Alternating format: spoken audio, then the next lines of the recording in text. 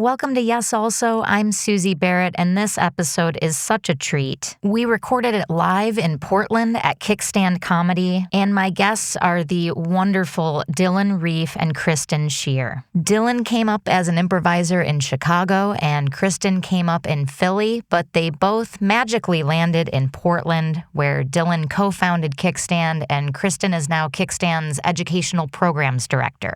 Dylan and Kristen were incredible guests. They are smart and thoughtful and intentional. They drop a ton of helpful wisdom in here and also some really great insights about how to cultivate an intentional community. And of course, we end with a live audience Q&A. This is just the first half. For part 2, you'll go to yesalso.supercast.com and become a subscriber. It's only $8 and you'll unlock all of our part 2s, all of our Q&As, and a ton of other bonus content. Also, make sure you head to our Instagram at yesalsopod to check out pictures of Dylan and Kristen. And if you ever find yourself up in Portland, you gotta go check out Kickstand. Speaking of Kickstand, let's go there now. Here's Dylan, Reiff, and Kristen Schier. My goodness. I have been such a fan of both of yours and of the project of Kickstand for years. And you are now celebrating your 10th anniversary. Is that right? 10 plus 1. We just hit 11 years. My this bad. one goes to 11. You're all good. Yeah. It's a baker's dozen minus 2. We are on the same page. We're on the same page. Talk to me briefly, and the audience. Dylan, I want to hear your backstory in improv and what got you to this point. And same thing, Kristen. I know like little bits and pieces, but give us sort of in a nutshell of what brought you to improv and then what brought you to Portland. We'll start with Dylan. Cool. Yeah. I mean, I was a big comedy nerd, obsessive kid around like SNL and Kids in the Hall, and I'd be on the phone with my best friend watching SNL every week. We just while on the phone? While on the phone That's together. Adorable. It was very dorky and wonderful. Twirling your hair, kicking your feet in the air. Can you believe what David Spade just did? So I was always like very drawn to comedy. Humor was always really important to me. And then I thought you could just do that as a job. And I learned very quickly that that's not just like something you can go to college to do. Yeah, there's no just in that sense. Yeah. I truly did finally. I took a year off. I didn't know. I was a checkered academic past kind of student. I didn't do very well. Had a lot of different learning differences. I did go to a pretty like radical liberal arts school, Antioch College, and they did kind of let me self-design a major. And I kind of fell into experimental theater. That was what was really exciting me because I had gone to Chicago and seen the neo-futurists, Too Much Light. Yeah. Makes the Baby Go Blind. Yes. Yeah. One of my biggest influences. Yes. Yeah. Shout out to Too Much Light. Shout out to Too Much Light. Yeah. Love the Neos. And so that's what I chased them to Chicago. And that's why I was there. I interned with them. And I know this? I don't know if I knew this. Yeah. Oh my God. So you interned with them. Did you like what did that entail? I started with like doing tech and helped with like anything they needed, really. It was very much like I was the fresh-faced 19-year-old or whatever, 20. And I was just such a like total fanboy. With aspirations of one day gracing the stage. Of course. For those who don't know the neo-futurists and that show Too Much Light Makes the Baby Go Blind, they did 30 plays in 60 minutes, and they would have like the numbers 1 through 30 written on papers hanging on a clothesline above the stage, and they would start the clock, and the audience would shout out what number they wanted them to do first, and it was very frenetic. Some of the plays were like short little, funny, like a blackout sketch, basically. Others were dramatic pieces. Some were like movement pieces. It was all over the place. And my favorite thing, and then if they completed all of them in 60 minutes, the whole audience got pizza. And like pizzas would be delivered, and there was like this big party. So funny. It's like when we sell out, we order out. And then by the time the show's done, the pizza was there. It was just like the perfect, and it was like moving. It was so impactful, so funny. So, like you said, like some of them were just like sound and motion pieces or abstract like dance. Yeah. And some of them were sketch. And some hit and some didn't, but it didn't matter. It's like the ones that hit would stay in for the next week, and the ones that were kind of flops, they would like replace the next week. So it was always like self-cleansing. And my favorite thing was the ticket price was $1 plus the roll of a 6-sided die. So you either paid $2 to $7. They were so ahead of like the curve in so many things. And I truly was just like obsessive about it and inspired by it, and I was just learning about lots of different, at that time, guerrilla theater was the term that I think people in gorilla suits. People in gorilla suits, yeah, that was pretty much familiar. A lot of the gorilla versus robot, that was really hot then. But so like the Yes Men were a group of folks that did kind of internet-based actions where they would go make fake websites that mirrored corporations and then try to make apologies for the corporation. And so I was just between that and the Neos and the things that I was excited about, I was trying to like kind of create some of my own work that dealt with the internet and theater and identity and growing up. And that's what landed me in Chicago with the Neos. So I kind of worked through internship to performing in some of the main stage shows. And I met my buddy, Dean Evans, who convinced me to take my first improv class. So gotcha. That's what got me in. Where was your first improv At class? Annoyance. Oh, awesome. Yeah. Great fit for you. A great fit for me. I really see that on you. It was great. And at this, I love the Annoyance, and I'm so glad that I did it. I also was already a loud boy. So I really could have used a little bit of just get out there and do whatever. So I really appreciate that the core of Annoyance coupled with kind of some of the other schools of thought that helped me maybe just like breathe in a little bit more. Gotcha.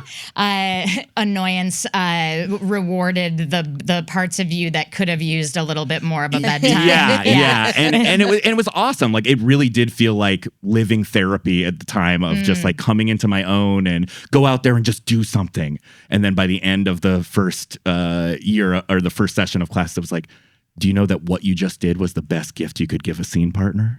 You're actually supporting everyone just by doing your own thing out there. And it's like, this like dating, this could apply to everything. Right. So I got very into improv. And then also I was like working so hard to do these stranger, more experimental theater pieces that had something to say. And I realized that comedy, it was just so much more accessible. So the things that I was interested in saying with, whatever my art was, I was like, oh, well, I can really like do this with comedy and people will want to be there instead of have to be there. Great distinction. What an important distinction. Yeah. It's so interesting too. It's like there is room for all of that experimental, adventurous, dangerous, weird stuff in comedy. It's just that if you do comedy and audience first and that as like set dressing, it tends to have a greater success rate for the audience than just being weird or out there for the sake of that. 100%. Right? Yeah. And some of those topics and things I wanted to explore, I didn't have control of yet. Like I still hadn't gone through my journey of therapy or the things that now I have the tools to actually do something comedic. Do you have an example of one of those topics? Like I did some kind of childhood trauma pieces that I thought were like so funny, but really I was just telling people sad things loudly. And so I was like, I'm not really like healed from this yet. And now you have to like listen to that.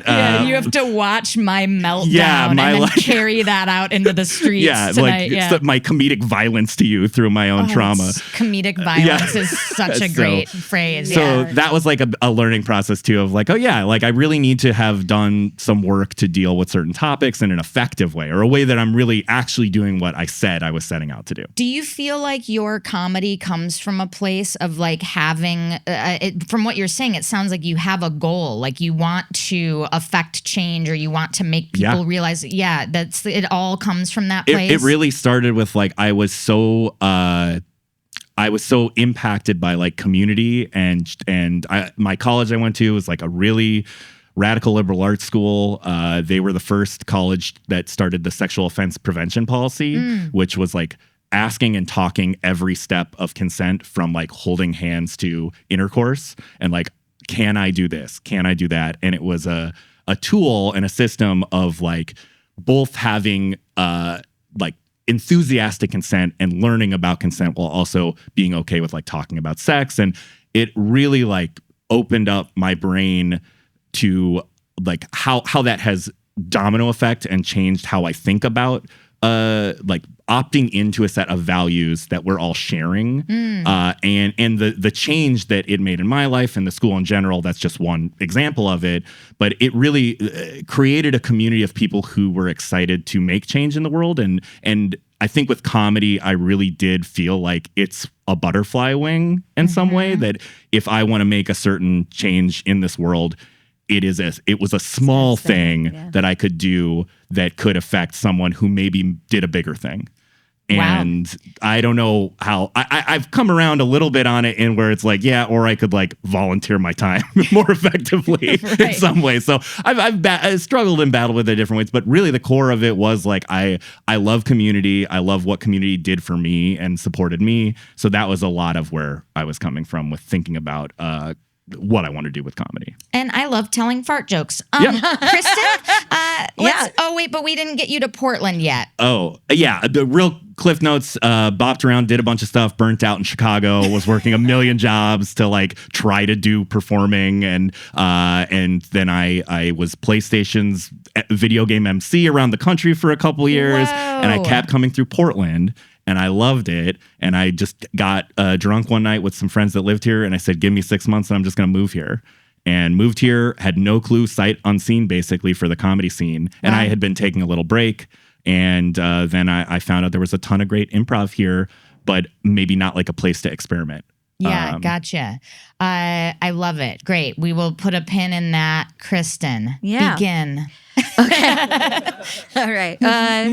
I spent a lot of time improvising in Philly before I came here to Portland. Great, that's enough. Now back to Dylan. No, I'm kidding. I mean, ever since I was young, I was very much a theater kid. So I went to school. I have a BFA in theater from the University of the Arts, which is now no longer a school. It was a great place to learn. And that's where I always loved working with people, collaborating. I was very intense, dramatic middle child. I directed my siblings and cousins in plays when we were like on vacation, and they put up with me doing that to just make these weird plays that our parents had to watch. And then went to school for theater. And I think my big journey with improv really started with me as an actor trying to or wanting to play roles that people just didn't think that I fit in. Right. That's such a huge aspect of improv. Yeah, you can play anything versus like going to an audition where it's literally like they describe what the character looks like physically, what their age is, what their vibe is. And it's like, oh, so I can only play this there. Yeah. And then here I can play dogs, men, women, pirates, trees. Exactly. Yeah. I think like I'm a 12-foot person in like a 5-foot body, you know?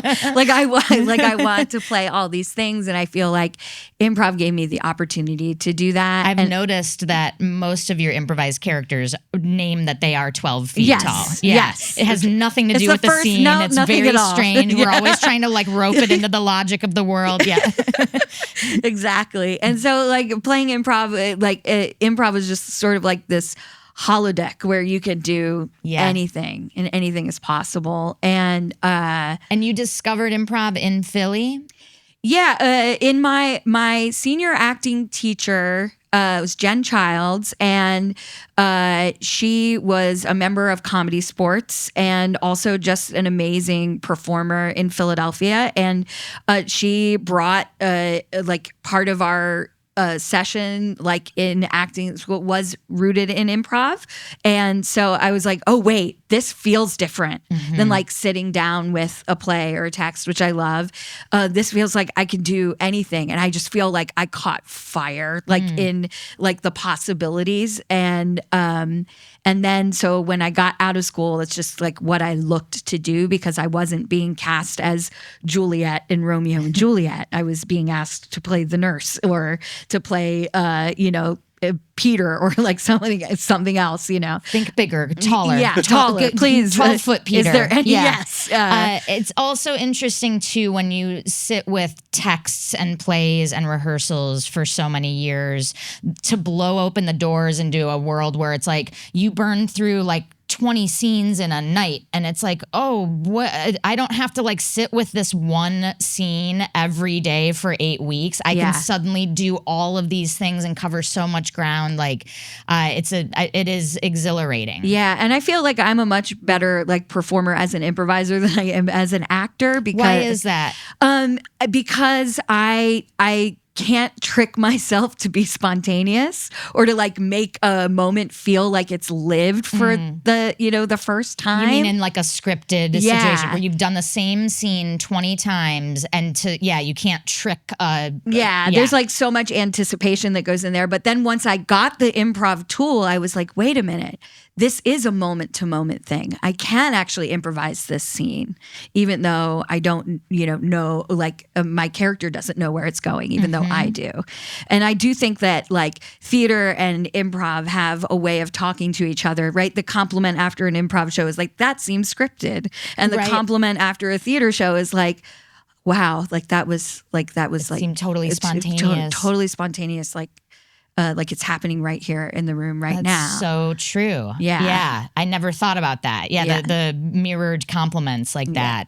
Have you done any scripted work post your years of improv training and work? Yeah, I have here and there. I don't get as much time to do it as I like, and sometimes I audition and I'm just not cast. But like, I love connecting those dots. Though, have you noticed that the improv like has infused your acting now and layered some of that spontaneity in there? I think so. I think now I'm able to sort of be more in discovery mode, even if I have a text. And you don't always do it perfectly, but like that's the goal. I always do it perfectly. Yes. Well, I can attest. So don't say you don't always do it perfectly, because I felt directed at me, and I do. Anyway, awkward.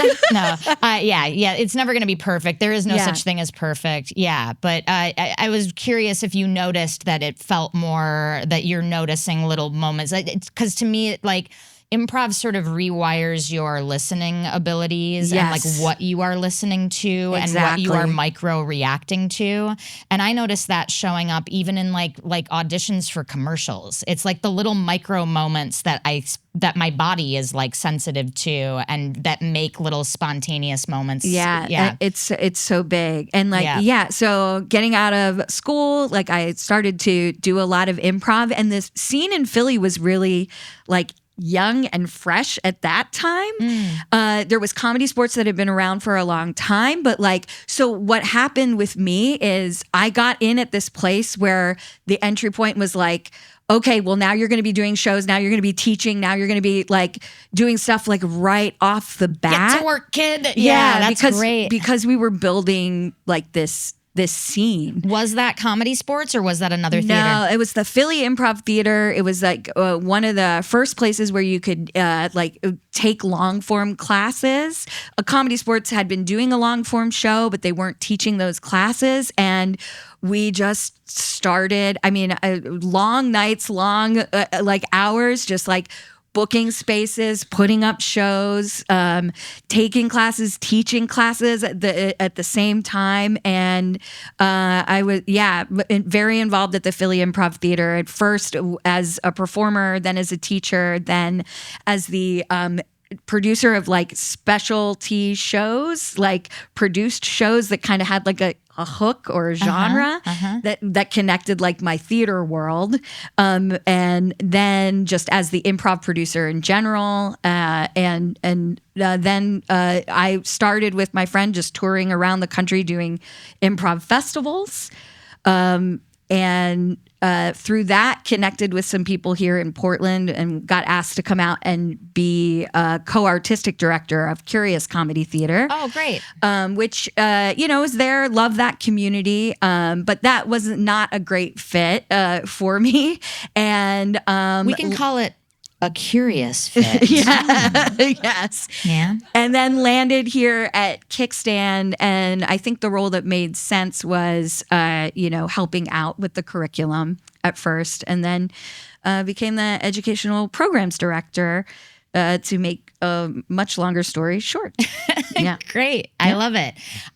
Let's talk about Kickstand. Let's talk I love what you all do here. And also the last time I was here was the first time that you were in this building, and seeing how it has changed and how you've built it out. It's just unbelievable. And I know that a lot of you in this room and in the tech booth were a part of that. I want to give a hand to it. It's so impressive. It was like a barren space with no lights, and now it's just like the coolest, warmest, coziest theater. The green room spaces are great. The bar is awesome. The art is cool. I don't know. It's great. Well, thanks. It's called Kickstand because you were once in the back of a bike shop. Is that right? The origin stories. Garrett Palm and I met here. Garrett was doing, used to be in New York for a long time, and we both met performing at Curious and a couple places around Portland, and we both missed the development space. So there were so many interesting, funny people here, but it was so siloed. And I didn't even know there was another comedy theater in Portland for the first year, because I immediately started doing stuff at Curious, and then I just never heard about the Brody Theater, which was an amazing theater that really started long form improv in Portland. And then I met all these other incredible people, and there just wasn't a space like in Chicago. We had the Upstairs Gallery. There's the Clubhouse in LA. Like, there were these developed places where you found your collaborators, or you used as a gym, or you were able to experiment, you were able to fail, and you need sort those. of like a community sandbox where it's not like every show is an audition to keep your slot on the stage, and there's a gatekeeper saying you're good enough or you're not good enough. It's like, try stuff out, try, fail, low ticket prices or free. I just want to share, when I first came here, I think the very first thing I was told about, asked to do, was aardvark at Kickstand. And I was like, oh, this is cool. This feels like a community. You talked about community.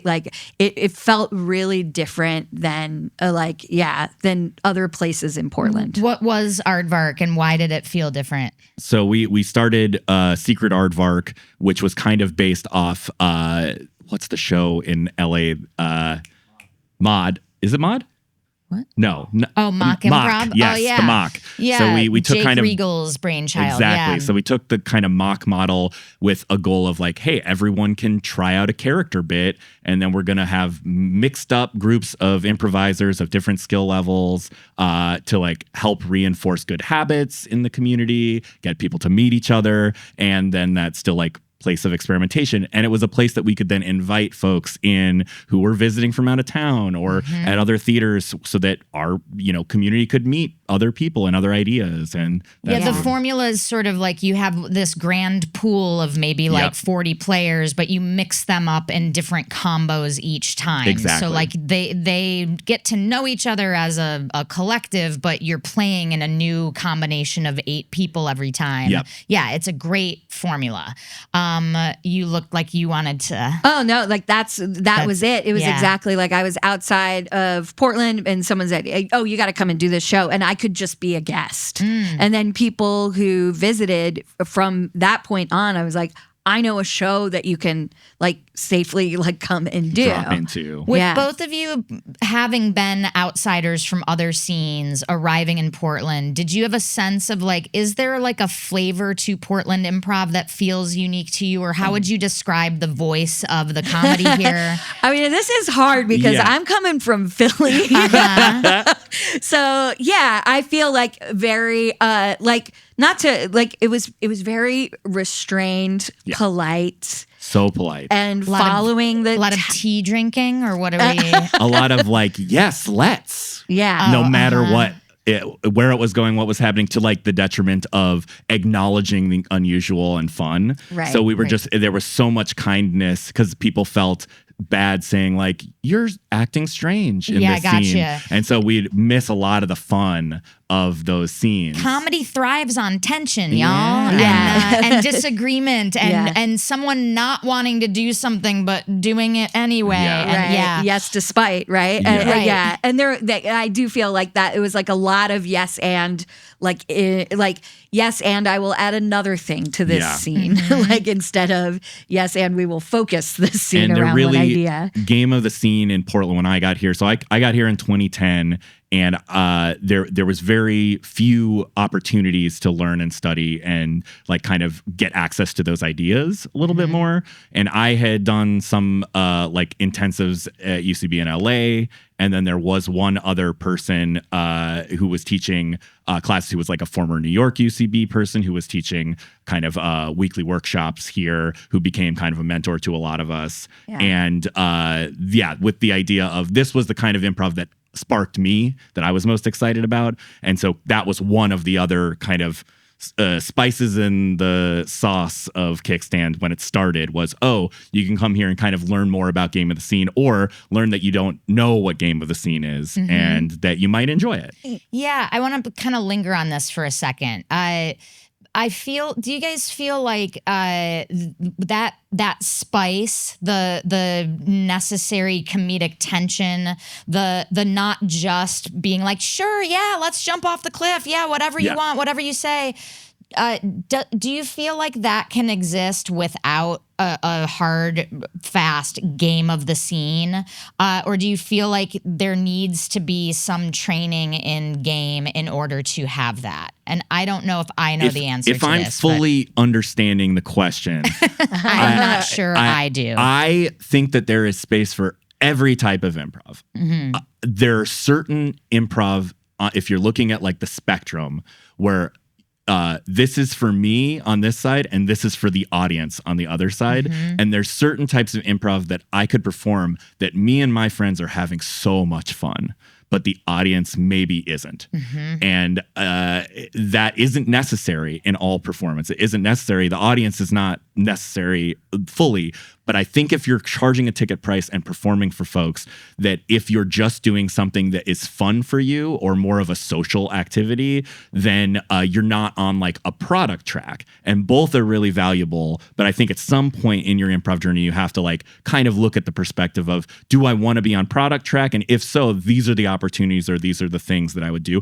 Or I can just do like total therapeutic make-believe with my friends. But that can also be just a practice. Totally. Well put. Like Matt Besser came to Philly to give a talk about like UCB style improv, and it was very eye-opening to the crowd. But of course, in true Philly fashion, we fought Matt Besser about what with your fists. Kind of.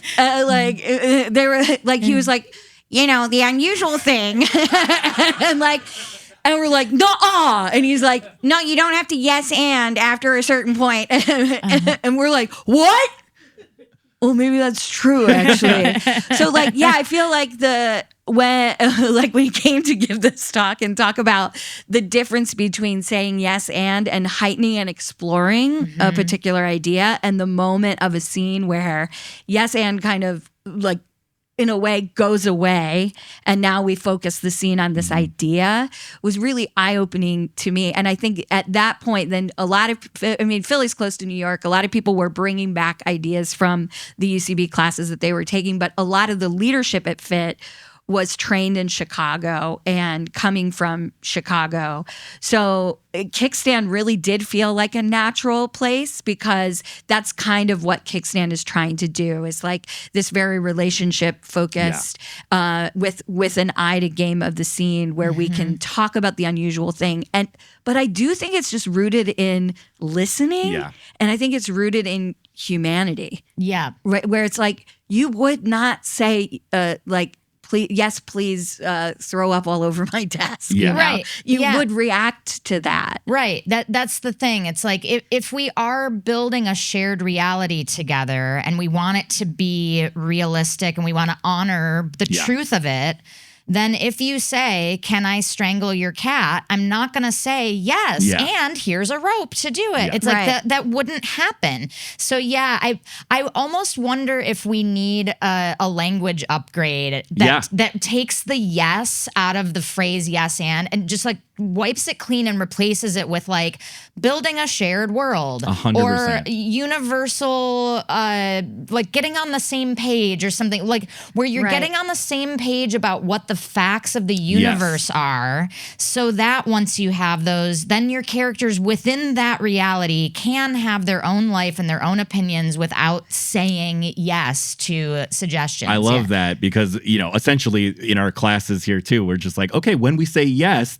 we're already defining what we mean by yes. So having another word would be exciting. Yeah, that's not dialogue based. That's literally like what humans do when they say yes to, I just think some of it comes from really wanting, because you're up in front of people, to like curate the experience of yourself and of the world and you don't look at the little nuances because it's a way to not really be seen, right? Where you're just like, yeah, let's skip over that and we'll go on the bus, and yeah, let's skip over that and we'll do this thing, and just agree the scene to just sort of blandness or something. But when we pause and we like really look at the subtleties and all the weird nooks and crannies of life, like that's way more interesting improv. Like I want to see people being people on stage and not like this weird robotic facsimile of like, I'm your roommate and you didn't do the like dishes. Fucking AI, right? Yeah. It's like how AI talks. Yeah. Yes. And the dishes are an item we use. Yeah. It's also on the other side too. Like when you're too heavy on the math of game, then it's also AI. And so I think I've totally seen perfect heralds, like academically perfect, like perfect. Like I've seen you do everything that you're supposed to do in the sequence you're supposed to do it with the perfect amount of heightening. But I learned nothing about who you are. I learned nothing about the way you see the world. I just saw a move where it's like, I brought a cat, I brought a goat, I brought an elephant. But I don't know why you brought those animals. It's kind of like there's times where I look at the art in hotel rooms and I'm like, that is a really I don't know if I could do that painting. It's like a perfect mountain or whatever, but there's like no soul in it. Or it's like you can feel in the painting that there wasn't like a real reason why the person, like maybe they were just cranking them out or whatever. Do you know what I mean? Yeah. There's 100%. or like no take to it or no. And the difference between a rote box checking herald and one that really sings is like the soul of the herald, the people caring and caring about each other, but also caring that they're there doing that piece and finding it and looking for it. And Mark Sutton talks about that, and who's an improviser, famously says like, "Oh, I don't care if you fix the bike, right? Like I don't need you to fix the bike. Like, stay connected and explore being human together." And I think it's really a lot easier to skip over that stuff sometimes. And there was like a lot of intention as we were kind of as we grew, as Kickstand grew, and we started teaching classes, there was a lot of intention around really marrying IO and UCB. And we were a young, we weren't an organization yet. We were a DIY space moving towards becoming something.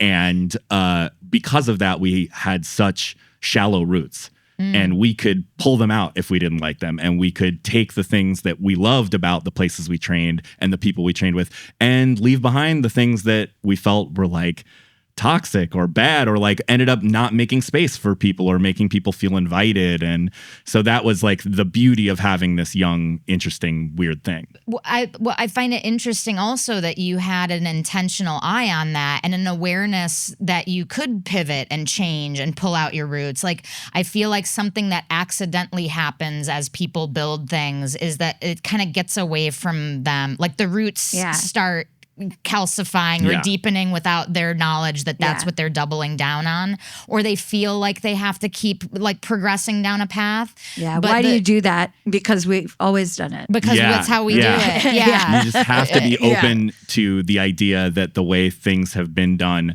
they don't have to be the way things are done in the future. What does that look like in a practical sense? Are you like having frequent meetings with the other people and being like, hey, can we change this? Can we try something new? There's been a lot of evolution. And, you know, what Kickstand is today, it can't be what it was 10 years ago. And it can't be what it was 5 years ago. You know, it always is going to change and evolve. And I guess like there's a couple parts of my answer to this idea. But one is like, as one preface is, as Kickstand has grown, maybe there is a need for another experimental place too. And just putting that out there of like, as you grow into like an organization, we're now a nonprofit, we have to pay rent for this building. We have to do these things. So you have to change and shift and grow.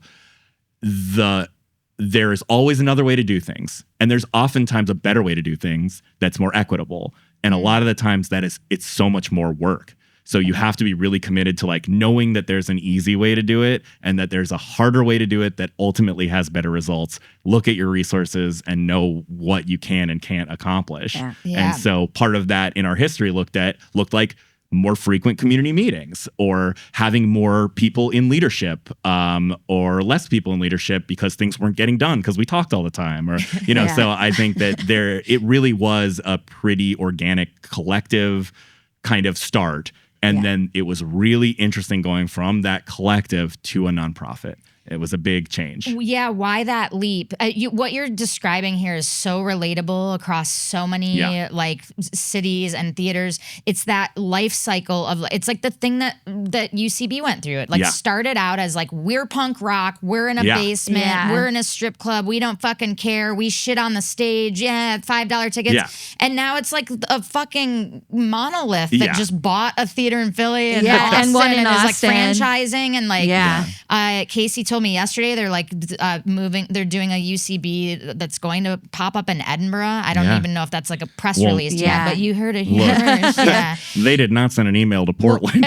Well, you see that happen with a lot of the bigger institutions, right? Like Second City was bought by a conglomerate or something, and it's really sad to see like some of these storied institutions that really are a lot of the foundation of what we do, but it's moving away. And I think what Kickstand sort of tries to exemplify is this. Now it's centered around the community, right? And it's a place where we can explore this art form, but like there's a lot of like community-based theaters in all these cities all across the country that I think are really more about like serving their particular community with this place. What does that look like? When you say the sentences like that, what are you picturing? What aspect about Kickstand it makes it community based more than other places? I mean, for me, I feel like like I said, the change is always going to happen. We're always going to grow and change, but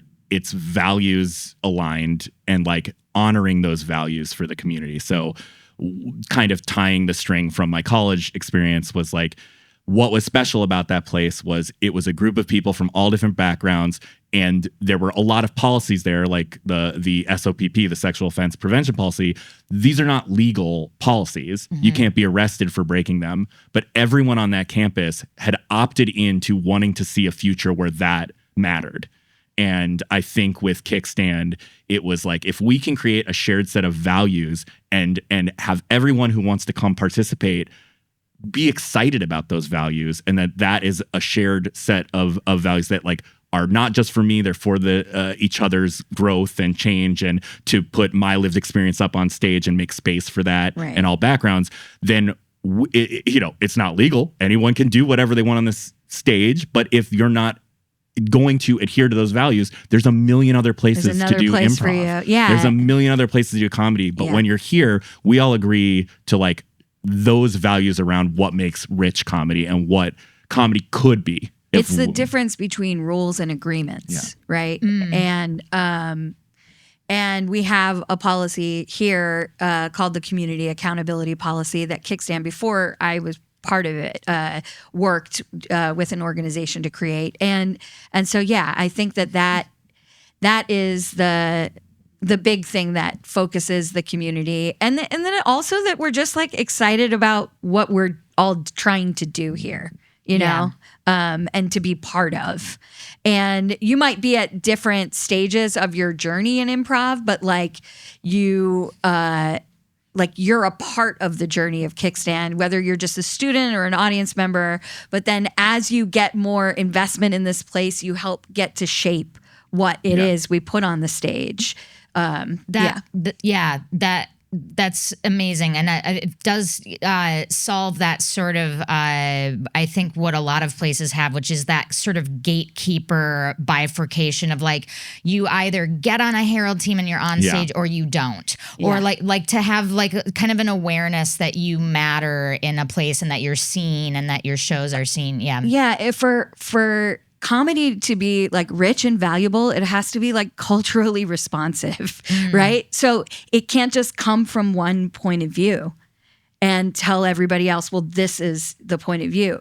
It has to include a lot of points of view that can speak to the truth of their experience about what's going on. Because like otherwise, I don't know why we're doing this. Like it seems pretty just to rehash, well, I feel like this is funny, so do this. Like as an improv teacher, I don't tell people what to say in a scene. Well, and just to clarify, like my fart jokes are culturally responsive. Okay. All right. And it is, I just want to. There's a lot of communities you can make these fart jokes in, Suzi. It doesn't have to be this one. Okay. Well, I'm just trying to find my home to tell my story. So like about my butt. Good. Yeah. So if when you're a teacher, you don't tell people what to say in a scene, I feel like that goes for the larger scene in general. Like, like you're part of the scene. You don't tell people like what the scene should be about. Yeah. You know? If anyone tells you there's like a right way to do this, they're wrong. Yeah. You know, it's like there's no, it can be what you want it to be. There's things that we've learned over thousands of scenes that maybe have a higher batting average than other things. But one of the things I usually talk about in my class is, which I think I picked up from Billy Merritt, is palindrome notes. Or no, not palindrome. What's this one? Pendulum notes. That was amazing. Whoever solved I just that. did it.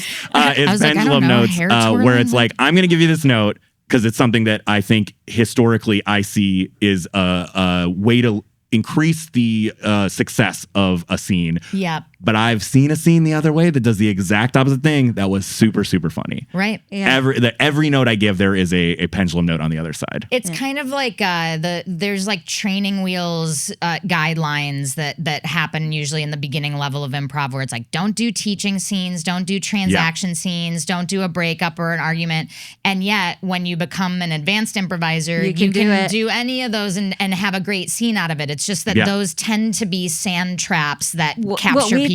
We talked about annoyance earlier, and like Mick Napier is really, he talks about in his book, Improvise from this Scene from the Inside Out. He says like, you watch this scene and it's not going well, and so you can think about what might be able to help it.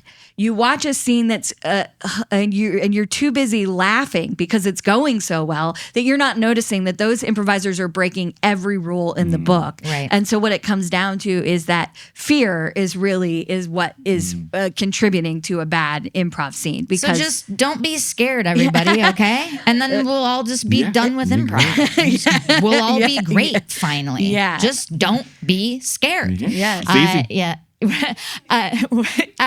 When we were in the green room, you said a sentence that so tickled my brain and lit me up, and I stopped you from going any further because I was like, save it for the pod. For part 2 of this episode, go to yesalso.supercast.com. If you like this podcast and you want double the content, head over to yesalso.supercast.com and subscribe.